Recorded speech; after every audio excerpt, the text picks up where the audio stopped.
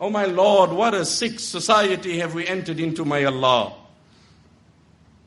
Open our eyes, oh my Allah, that we see the truth as correct and the sin as incorrect.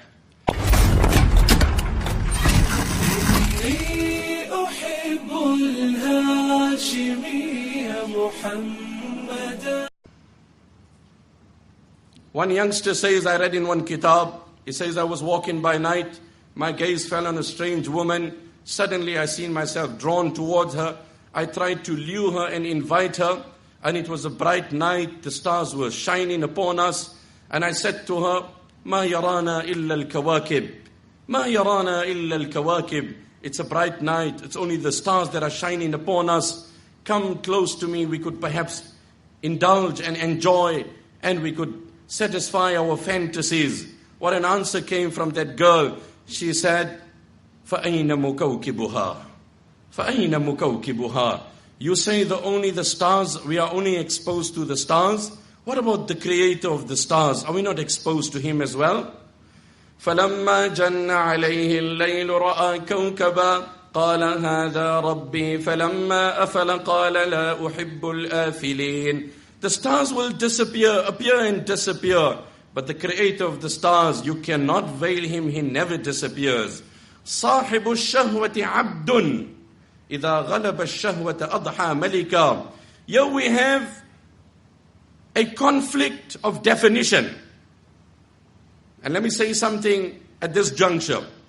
We join the world in the slogan of empowering and liberating women, but we differ grossly in the definition of empowering.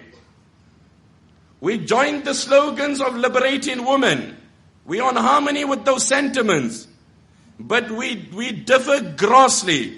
Our definition of liberating a woman is not enslaving her for material gain. We beg to differ. Ibn Jawzi rahmatullah alayhi makes mention of a man. He was walking, one about a pious woman and one about a pious man. We are living in an atmosphere of sin and vice, immorality. How do we address the issue? How do we move on forward practically? Anyway, this man is walking and suddenly his gaze falls on a woman. He's drawn towards her like a magnet. I don't think you have to explain that. It happens more than often.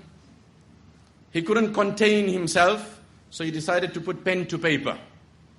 And when a man wants to praise a woman, your wife will tell you what you said to her. On the reverse, one of my scholars used to say, when does a woman praise her husband? 2 times. One is before she's married to him. You know who I'm getting married to? You know who I'm getting married to? He's the dean of the faculty at that tertiary institution. You know that prominent scholar? I'm getting married to him. She praises him before she gets married. And the next time she praises him, when his funeral leaves the house. Your father was a great man. Your dad was a great man. Your dad. My sisters say to him when he's alive, don't spare the praise.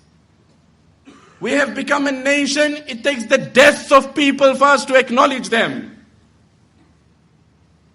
وَلَقَدْ جَاءَكُمْ يُوسُفُ مِنْ قَبْلُ بِالْبَيِّنَاتِ فَمَا زِلْتُمْ فِي شَكٍّ مِّمَّا جَاءَكُمْ بِهِ حَتَّى إِذَا هَلَكَ قُلْتُمْ لَنْ يَبْعَثَ اللَّهُ مِنْ بَعْدِهِ رَسُولًا. You know, I have this, brothers, when I'm reading Quran, I'm a wicked man, and I'm not saying this here to generate any acknowledgement. I know my sins, and it's just the mercy of Allah, and I ask Allah by His kindness not to deny me and deprive me of what He's given me because of my vice. But I always identify with one quotation of Abdullah ibn Abbas radiyallahu anhu. He said, إِنِّي لَآتِي عَلَى الْآيَةِ فَأَوَدُّ لَوْ أَنَّ النَّاسَ جَمِيعًا عَلِمُوا مِثْلَ الَّذِي أَعْلَمُ. He said, I'll be studying an ayah, and I get so engrossed in this ayah that I have this desire. I wish the whole world could join me today in this lesson of this ayah and equally could see the depth of this verse like how I'm seeing it. And really sometimes when I'm studying in the late hours of the night and I'm so engrossed in it, And I enjoy it by Allah so much. And I say, Ya Allah, I look out of the window, it's late, it's 11, it's 12, and it's dark, and all is sleeping. And I say, Ya Allah, I wish I could scream out to the world. I wish I could scream out to the world what you have said in this ayah. وَلَقَدْ جَاءَكُمْ يُوسُفُ مِنْ قَبْلُ بِالْبَيِّنَاتِ فَمَا زِلْتُمْ فِي شَكٍّ مِّمَّا جَاءَكُمْ بِهِ حَتَّى إِذَا هَلَكَ قُلْتُمْ لَنْ يَبْعَثَ اللَّهُ مِنْ بَعْدِهِ رَسُولًا كَذَلِكَ يُضِلُّ اللَّهُ مَنْ هُوَ مُسْرِفٌ مُرْتَابٌ. 24th juz, Surah Mu'min. The pious believer, Rajulun Mu'min, Hizqeel, according to narrations, he said to the people, when Yusuf was present, then you didn't value him. But when he went on, and this is mentioned in the footnotes of Tafsir Uthmani, you said, we will never see a man like him again. You will never see a human like him. حَتَّى إِذَا هَلَكَ قُلْتُمْ لَنْ يَبْعَثَ اللَّهُ مِنْ بَعْدِهِ رَسُولًا. The point that is mentioned in the footnotes of Tafsir Uthmani, it took the death of the man for you to treasure him. So we were just talking on that note where, unfortunately praising a man before you're married and post his death. We need to share kind words while we live in. And if we start sharing kind words to one another, then we won't walk out of our house hungry for the praises of the opposite gender. So when a sister passes a comment to me, I'll feel offended. I'm married, what do you mean? And when somebody makes an advancement to my sister will say, back off. I'm married and I'm beautiful to my husband, that's good enough. But the problem is I'm not telling my wife and she's not telling me. So we are going out as thirsty and hungry people. And then we feel flattered and inflated and acknowledged by one polite smile, which is also diluted and polluted with some other agendas. Today in the corporate world, how common a slogan that a woman has to sleep her way up to promotion. It's a sad reality. In the corporate world, a woman has to, on the global stage, on the macro level, it's not skill and competence. And then with the forked tongue, we want to talk of empowering women, liberating women, yet we're enslaving them for our passions and desires. And we're subjecting them to promotion on these grounds. We differentiate in monetary returns. And with a forked tongue, we want to chant the slogans of liberating and empowering women. Oh my Lord, what a sick society have we entered into, my Allah. Open our eyes, oh my Allah, that we see the truth as correct and the sin as incorrect. So anyway, he's seen this woman, and long story short, he decided to put pen to paper. And he dropped her note. Today you'll drop her an SMS. What did he say? قَدْ كُنْتُ أَحْسِبُ أَنَّ الشَّمْسَ وَاحِدَةٌ وَالْبَدْرَ فِي مَنْظَرٍ بِالْحُسْنِ مَوْصُوفُ حَتَّى رَأَيْتُكِ فِي أَثْوَابٍ ثَاكِلَةٍ سُودٍ وَصُدْغُكِ فَوْقَ الْخَدِّ مَعْتُوفُ فَرُحْتُ وَالْقَلْبُ مِنِّي هَائِمٌ دَنِفٌ وَالْكَبِدُ حَرَّى وَدَمْعُ الْعَيْنِ مَذْرُوفُ رُدِّ الْجَوَابَ فَفِيهِ الشُّكْرُ وَاغْتَنِمِي وَصْلَ الْمُحِبَّ الَّذِي بِالْحُبِّ مَشْغُوفُ. I don't want to elaborate, time is up now and much has been said. Long story short, he says, all my life I believed there was only one sun and one moon till I seen you. All my life I believed there was only one sun that rises and one moon till my gaze fell on you, and I find that you simultaneously embody the sun and the moon. Wow. A man, when he wants to thrill. حَتَّى رَأَيْتُكِ, until I seen you. فِي أَثْوَابٍ ثَاكِلَةٍ, clad in your beautiful choice of clothes. وَصُدْغُكِ فَوْقَ الْخَدِّ مَعْتُوفُ, and to compliment your beauty, that smile on your forehead, I was literally blown away. فَرُحْتُ, I moved on. وَالْقَلْبُ مِنِّي هَائِمٌ, but my heart stayed behind. Many of our hearts are overseas roaming. They never got back from that business trip to China. I'm going for business. What business? Not your business. Okay. I'm going for business. What? Not your business. All right. Okay, brother.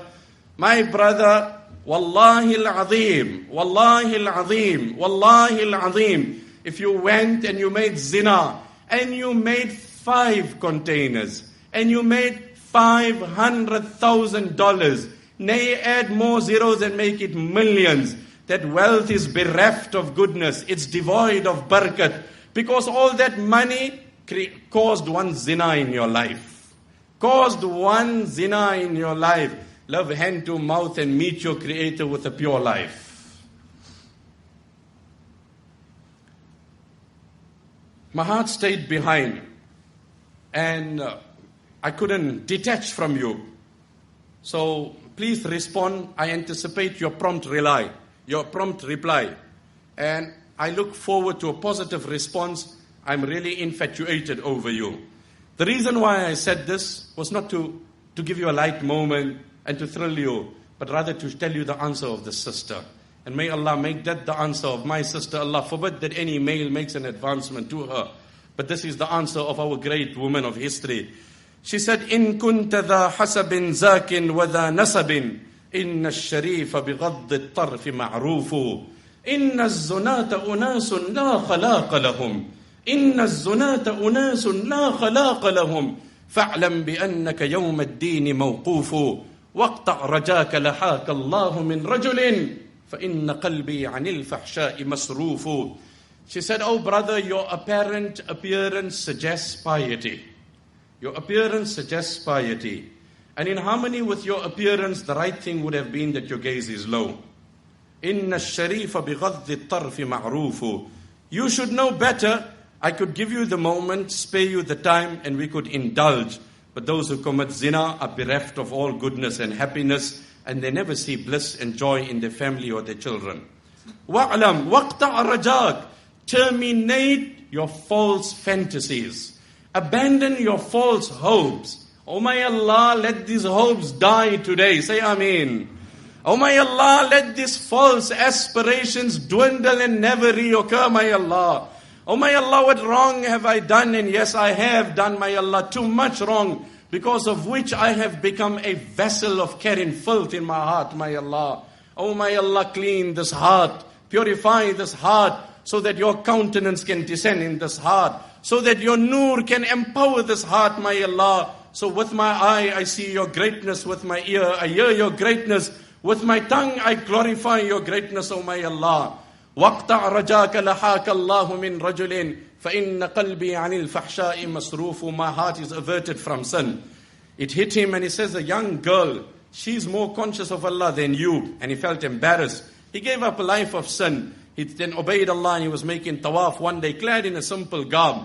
And here the sister is making tawaf and she sees him. I often tell people, people say, I'm suffering from Alzheimer's and I'm forgetting things very quickly. But today people have selective Alzheimer's also. You owe me money, I forgot completely. Assalamu alaikum. Who are you greeting? She was with me in school 30 years ago. What a memory, my brother. What a memory. But you said now, last week we struck a deal and you forgot you owed me money a week ago. My word, this girl has matured and she's a mother of two and you were together in grade 3 and your eye made a spot on recognition. I call it selective Alzheimer's. Who are we thrilling? Who are we thrilling? What a memory. 30 years ago, we were in kindergarten together and yes, spot on. How's life? You married? Oh, that's nice. That's your little one. That's so sweet.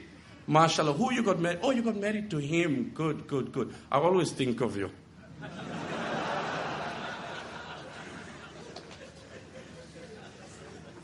Oh, my Allah, change my life. Oh, my Allah, change my direction. Oh, my Allah, change my vision. Oh, my Allah, let my eyes open.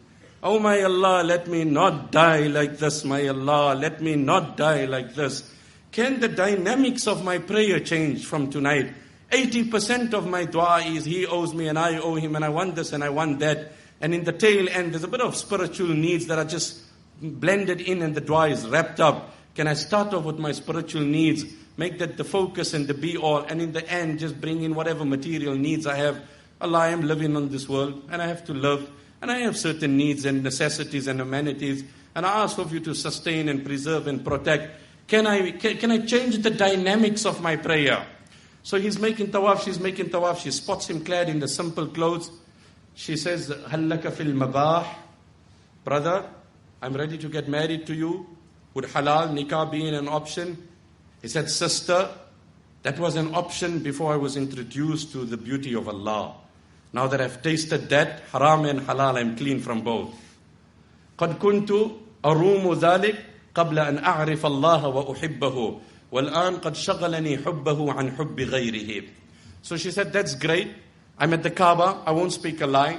I didn't want to get married to you. I was impressed to see your piety. And the only motivation of my question was to ascertain your spiritual level. I wanted to say, in your stage of climbing, where were you? And I'm great to know you reach in heights. And that's so great. And then she said, فَتُفْنَا فَلَاحَتْ فِي الطَّوَافِ لَوَائِحُ فَتُفْنَا فَلَاحَتْ فِي الطَّوَافِ لَوَائِحُ غَنِينَا بِهَا عَنْ كُلِّ مَرْعًا وَمَسْمَعِي. We were making tawaf. And I was engrossed in the greatness of my Allah. And he was engrossed in the magnanimity of Allah. Suddenly we made eye contact. And there was a bit of recognition. But then we were oblivious of one another because we both were consumed in the beauty of Allah. Because we both were consumed in the beauty of Allah. Oh my Allah, give that to me as well. This was the beauty of a young girl. Flip the coin and a young man. So there was this woman, very beautiful. Ibn Jawzi makes mention, Ubayd ibn Umayr's incident. She was living in Mecca. She was very beautiful, impressive. One day she came home, she looked at herself in the mirror, and she had a light moment with her husband. She said, darling, do you think any man will look at me and not be attracted to me? Women feel bad if people don't say she's beautiful. She's so nasty. She couldn't even say my clothes are mashallah. And she feels like she's been, victimized, or she wasn't, so you got to pet her. And look at, we learn from the lives, Hayatul Sahaba. Abu Bakr radiallahu anhu sees his daughter Aisha radiallahu anha looking in the mirror. She was a woman, she was a young girl. I read an article in Western Australia. They did a survey on girls at the age of 6. And those girls said they are not happy with their figures. Girls at the age of 6, I thought they playing mummy. That's what I knew girls in the neighborhood at the age of 6 are playing. And it's a doll and a bottle and a pram and going and running and a diaper and all that. What a sick society, my Allah. فَإِلَى اللَّهِ الْمُشْتَكَى. Oh my Allah, who do we turn to but you? Aisha radiallahu anha is having a moment. She's looking at the mirror. She's just seen herself. Abu Bakr radiallahu anhu said, Aisha, I don't know what you are admiring because my Allah is not admiring you. ما تنظرين يا عائشة فإن الله ليس بناظر إليك. Allah is not admiring you. Why, oh my dad? Because when a person clads themselves with a new garment and they feel proud and obsessed and impressed and exclusive and elevated and superior, مَقَتَهُ رَبُّهُ حَتَّى يُفَارِقَ تِلْكَ الزِّينَةِ. And then Allah shuns that individual until he or she doesn't shun that dress and attitude. Immediately Aisha radiallahu anha took out that dress and gave it in charity. Immediately. Our woman cannot give it even after the new one comes. At least the cupboard looks nice. The hangers must match. I got all my blue cloaks one side. I went to one brother's house. He sent me I went to a program, so I stayed at his house. And then he told me to use his master bedroom. Wallahi, I cried.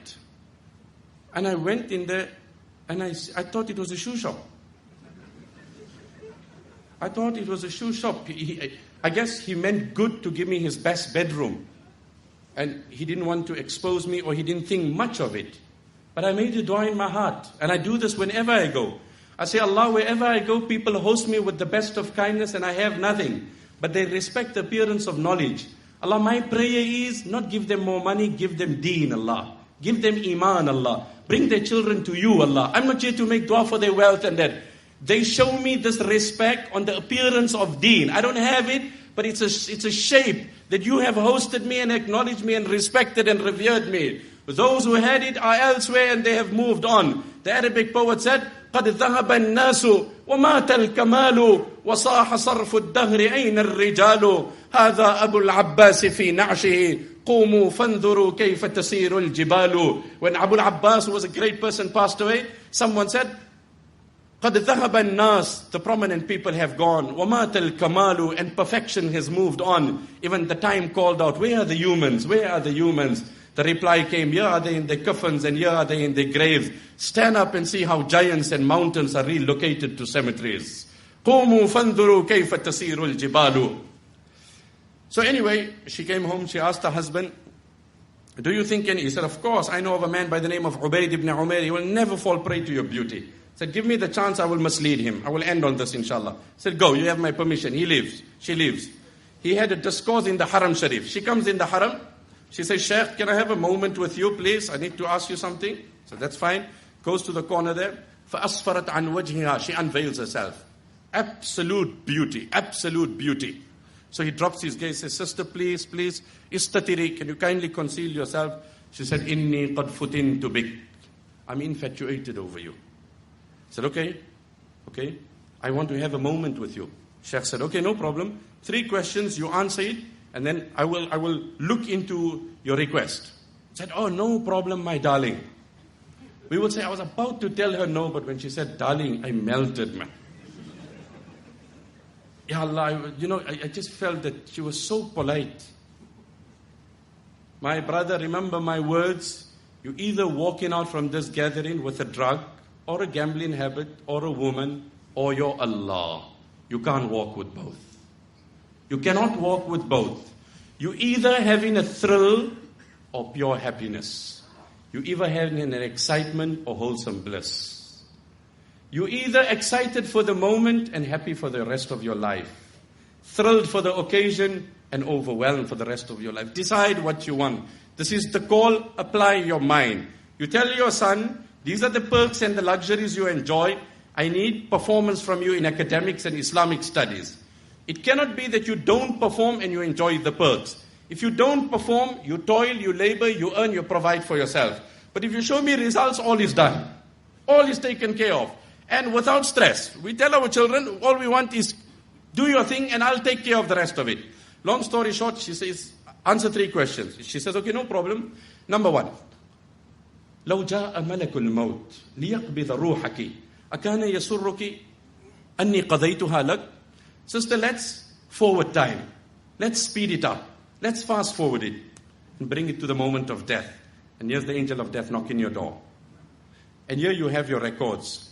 Would you like your records to carry the demerit and the sin of zina that I had done with you here, and now it's the moment of death? Just fast forward things. She said, Allahumma la, no, never, Allah forbid, Allah forbid, Allah forbid. This morning, we were there in the hotel, and mashallah, the brother suggested that we just have a little massage, and I got chatting with the brother, and I started speaking, and wallah, as I was lying on the bed, and my hands were there, and he put my hands on the side, I thought to myself, that will also happen when my body will be lying one day. My corpse will be lying. Today I'm consciously being told, put your hands on the side, lie flat, look down, leave it like this, breathe in, breathe out. But the day is sure to come, my Allah. The day is sure to come that my hands will be on my side. Some will be crying, some will be shocked, some will be disturbed, some will be consoling, others will. They say the graveyard is a silent place with a loud message. The graveyard is a silent place with a loud message. Would you like it that I have committed this? No, not at all. Second question. لو أدخلت قبرك وأجلست للمجلس مسألة. You are lowered into your grave, the angels appear, reckoning commences. Would you like to know that you have committed this act? Allahumma la, never. Third question. Ji abik. You appear before Allah and your scales are brought. Would you like that on your evil scales this is carried? She said, no. He said, listen now, sister, ittaqillah. Fear Allah.